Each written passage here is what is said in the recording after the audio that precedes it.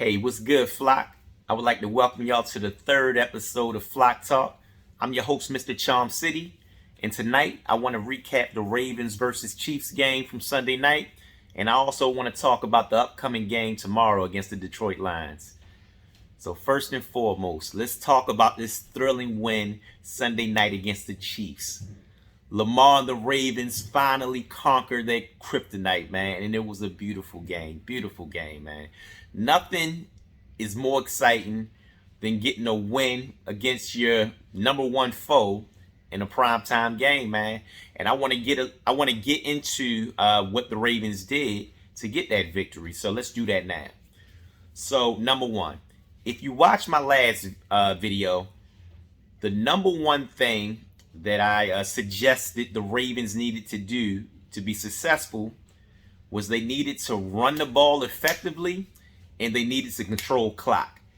And they did both of those things to a T, man. They did it perfectly. If I'm not mistaken, the Ravens held the ball for 12 more minutes, for the entirety of the game. And man, the running game was on point all night, led by Mr. Lamar Jackson himself, man. Just a great performance, man. Every time the Ravens needed a big play in a big moment, Lamar did what he does, man. Action Jackson.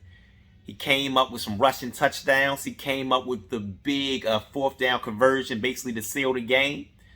And man, it was a beautiful game, man. So the first thing they did was accomplish winning the battle for time of possession, and they ran the ball effectively. Another key was, when they got opportunities in the passing game down the field, they needed to capitalize on them opportunities. Now, as we all know, Lamar missed the chance for a big play to begin the game deep down the field to Hollywood Brown. Lamar threw 2 interceptions this game, man. The first interception, I won't put that on Lamar. Sammy Watkins slipped on the play. The second one, I mean, you could argue that it was a bad throw by Lamar. Honestly, I think Lamar got fooled by the honey badger. He didn't expect Tyrann Mathieu to drop back. And of course he did. And yeah, so he wound up throwing into triple coverage when honestly, like I said, I don't think he saw the honey badger dropping back. And where he threw the ball, if honey badger doesn't drop back, I honestly think Hollywood had a chance to make the play because he threw it to the inside. Now, granted, Hollywood, there was one guy over the top on Hollywood, and there was another guy underneath, but where Lamar threw it, if the honey badger doesn't drop back, I think Hollywood actually has the chance to make that play. But so much for what ifs. He didn't make the play. The ball got picked. So, starting the game off, it was definitely shaky for the offense. But man, for some reason, I never wavered in my confidence that the Ravens were going to get it done this game. I just had this feeling. I told y'all before the game, if you'd have asked me leading into the game, who did I think was going to win the game or what was the most likely scenario? I gotta admit it, Flock. A Chiefs win, given all the adversity we're dealing with right now, a Chiefs win to me would have been the most likely outcome. But I also said there was another part of me, the part of me that knows any given Sunday anything can happen, and also the part of me that realizing we have the most exciting, spectacular player in the NFL on our team, Lamar Jackson. I felt when you've got Lamar, you always got a chance. And that proves so true Sunday night, man. I loved it. I loved everything about the game, man. So another one of my keys leading into this game, and unfortunately, I didn't add this to the previous video. This was a defensive key. I meant to add it, forgot to add it, but I want to talk about it now. One of the most important things that I thought that needed to happen for the Ravens to get a victory was basically for the Ravens defense to force the Chiefs offense to dink and dunk. And look how it worked out. That's exactly what happened. We made the Chiefs play in front of us, and we didn't let anybody, Tyreek Hill, the cheetah, get behind us. So we kept everything in front of us the entire game. Another key was Another key that I don't think I included in the last video was we needed to get pressure on Patrick Mahomes without blitzing. And that's what we did. The Ravens lead the league in the amount of times they blitz. But we didn't blitz nowhere near as often as we normally do Sunday night against the Chiefs. Now, we weren't always able to get pressure with just rushing 3 or 4. But one thing I think we did a great job of is keeping Patrick Mahomes contained in the pocket.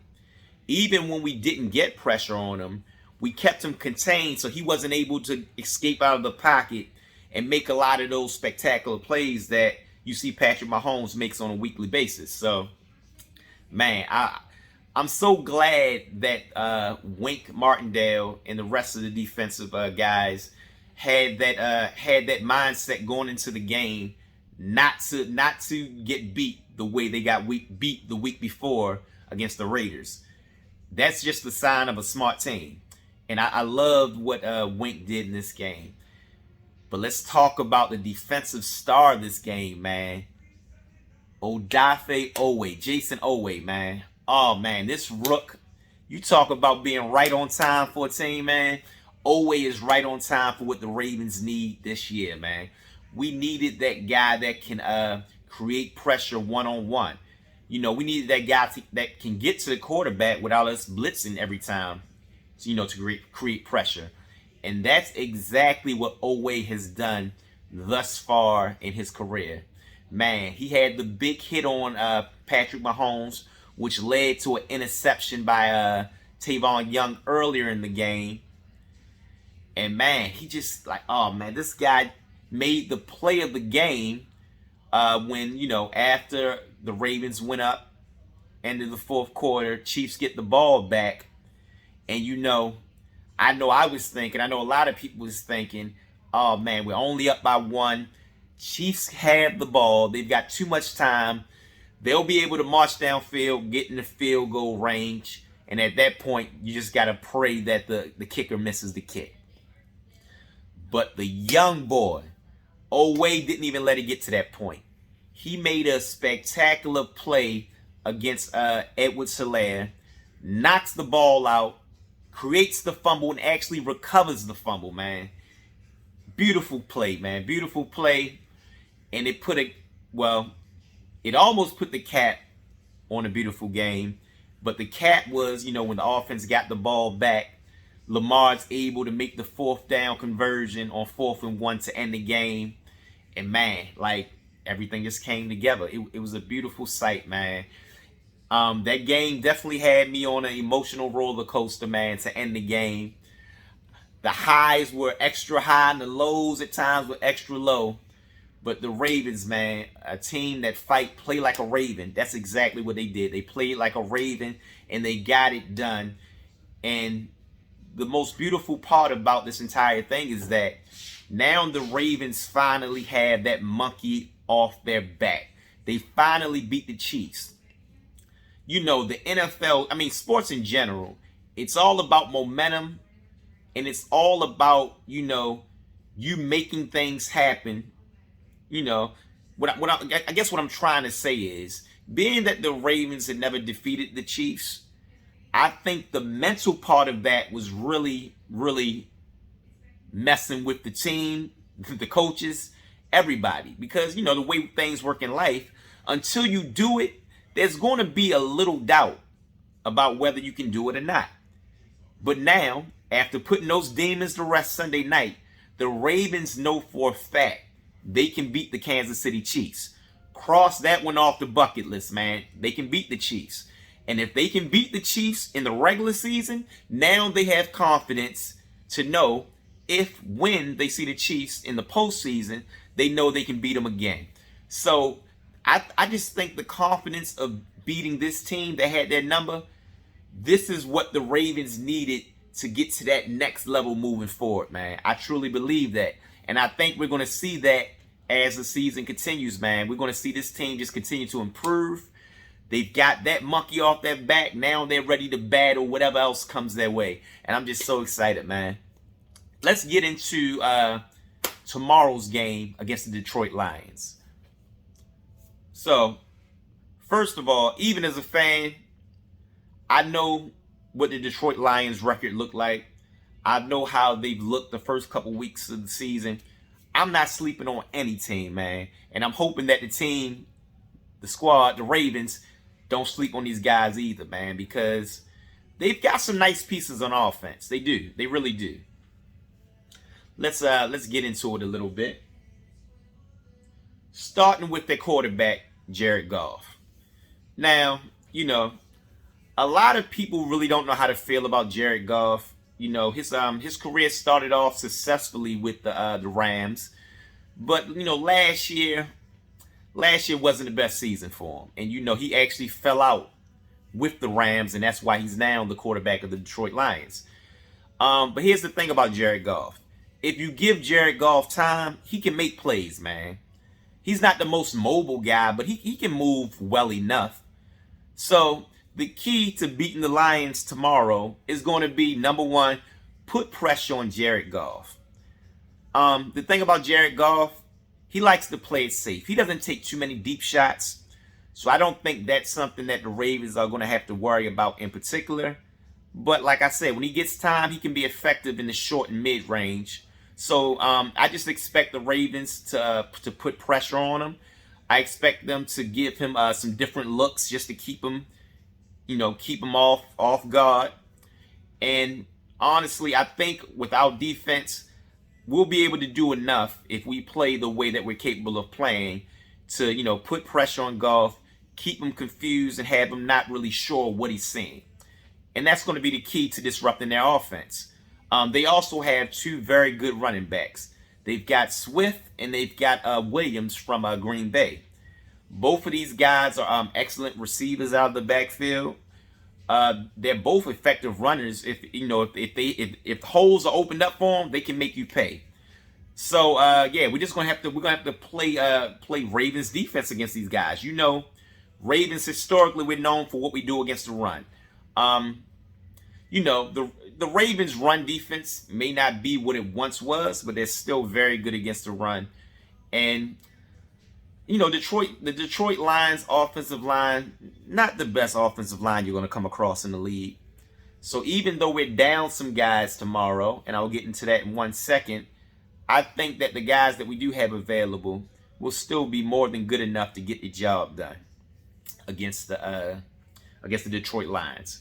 Now, flip that, our offense against their defense, man, definitely big advantage for the Ravens offense. The Lions defense has struggled thus far this year through the first 2 games. And I just think that as long as we play Ravens football offensively, run the ball, take the shots when we get the opportunity to take the shots, I think that will be more than enough to confuse and frustrate the Detroit Lions defense.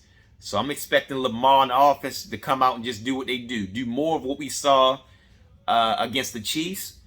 I'm hoping that, we'll take a couple of shots against Detroit and that we actually connect, unlike against the Chiefs Sunday night. But yeah, definitely advantage Ravens offense. And to be honest, I don't see the Detroit's defense putting up too much resistance against our offense. So I'm very confident.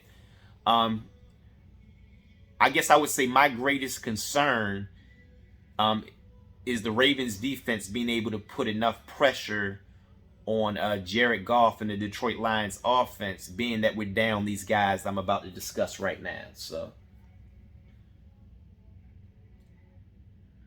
So we've got 4 players on the COVID list this week. So these are guys that either tested positive for COVID or they were close contacts to someone that tested positive for COVID. So we've got Brandon Williams, Justin Madubuike, Justin Houston, and also Jalen Ferguson. So that's 2 guys on the D-line, 2 outside linebackers. If you ask me which ones are the biggest, biggest losses, of course, Brandon Williams, because he's the big guy that clogs up the middle for us, stuffs the run. Justin Madubuike, just because he showed some signs against the Chiefs. He made this one great play where he was able to shed the offensive lineman, get into the backfield, and make a play on the running back. I think that play was erased because of the penalty, but it just showed you the type of talent that Matabuke has. And of course, Justin Houston, you know, he's our vet we picked up in the offseason to rush the passers. So it's definitely going to hurt not having Justin out there tomorrow. But like I said, I think that our rookie, Owe, we still got Tyus Bowser. And I think those guys will be enough to, you know, create a pass rush on the outside, you know, to get to Jared Goff and disrupt him back there. I think we'll be okay. And even though we're down Brandon Williams, we still got Big Calais. Unfortunately, we're down Derek Wolfe as well. He's not on the COVID list. That's just that pre-existing back injury he's been dealing with. But like I said, we got Calais. We still have Ellis. And I think we just, you know, we have enough to still be able to disrupt what the Detroit Lions want to do on offense. Something else that I want to note that I think is, I don't know, this may be a good addition later in the year. We were able to bring running back Nate McCrary back to our practice squad. If you remember, McCrary was the other running back in the preseason, not named Williams, that really showed some great signs, man. He had a lot of good play in the preseason. Yeah, he impressed me. He was able to run the ball. He showed power. He showed agility. And yeah, now we have him back on the practice squad. So, you know, if God forbid we go down any more running backs, you know, we may see McCrary given an opportunity to show what he can do. So I'm definitely looking forward to that. I just wanted to look and see if I had any other points listed right here that I wanted to get into. But nah, man, I don't. In closing, I'm just so thrilled. I'm still on cloud 9 from the victory Sunday night against the Chiefs. Finally erased that demon. We finally destroyed that kryptonite. And now Lamar Jackson, aka Superman, can do what he does best. Just go beast mode on the rest of the league, you know. Very excited for this game tomorrow. I expect us to be able to put up a lot of points. Even though we're down some guys defensively, I think we've still got more than enough to stifle what the Detroit Lions want to do on offense.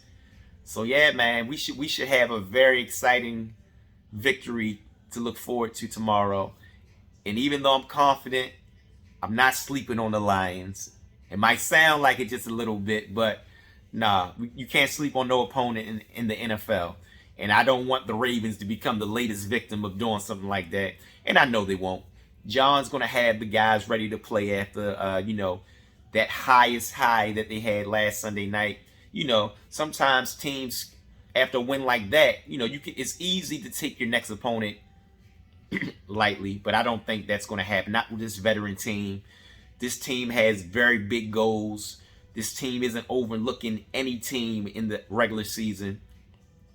I just think that they're a confident group of guys right now that they know what needs to be done. And I think we're going to see business get taken care of tomorrow. So yeah, I'm going to leave y'all like that, flock. Until next time, y'all be safe. It's your boy, Mr. CharmCity, signing out.